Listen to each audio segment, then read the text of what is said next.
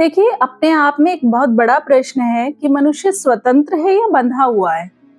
तो पहले हमारे यहाँ पर गुरुकुल व्यवस्था चलती थी, वहाँ पर सब लोग सीखने के लिए जाते थे, शिक्षा ग्रहण करने के लिए जाते थे। तो एक दिन एक छात्र ने अपने गुरु से पूछा कि गुरुजी, क्या मनुष्य पूर्ण स्वतंत्र है? गुरु ने कहा हाँ। फिर उस छात्र ने पूछा, क्या मनुष्य बिल्कुल बंधा हुआ नहीं है? तो गुरु ने जवाब दिया कि है। तो छात्र थोड़ा आश्चर्य में हो गया कि भाई, एक तरफ तो गुरुजी कह रहे हैं कि मनुष्य पूर्ण स्वतंत्र है, दूसरी तरफ कह रहे हैं कि बंधा हुआ है।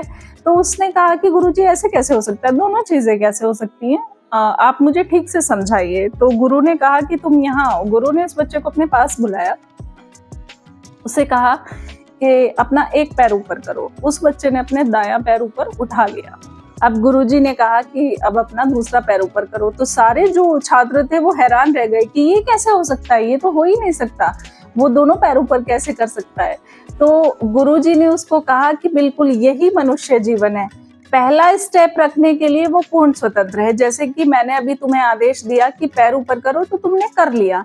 जैसे लेकिन वहां तुम स्वतंत्र थे कि तुम्हें अपना दायां पैर उठाना है या बायां पैर उठाना है, या तुम मना भी कर सकते थे। लेकिन जब तुमने अपना एक पैर उठा लिया तो फिर तुम बंध गए, तुम बंधन में आ गए।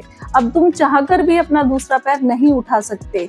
बस यही जीवन का खेल है। मनुष्य कर्म करने को स्वतंत्र है, लेकिन कर्म करते ही वह उसके फल से बंध जाता है और उसके हाथ में कुछ नहीं रहता। तो अपनी स्वतंत्रता का प्रयोग सोच समझकर करें, क्योंकि आप स्वतंत्र हैं, लेकिन तभी तक जब तक आप अपना पहला कदम नहीं उठा लेते। यदि आपने पहला कदम उठा लिया है, अपना कर्म कर लिया है, तो फिर फल से आप बंध चुके हैं। उसके लिए फिर आप तैयार रहें।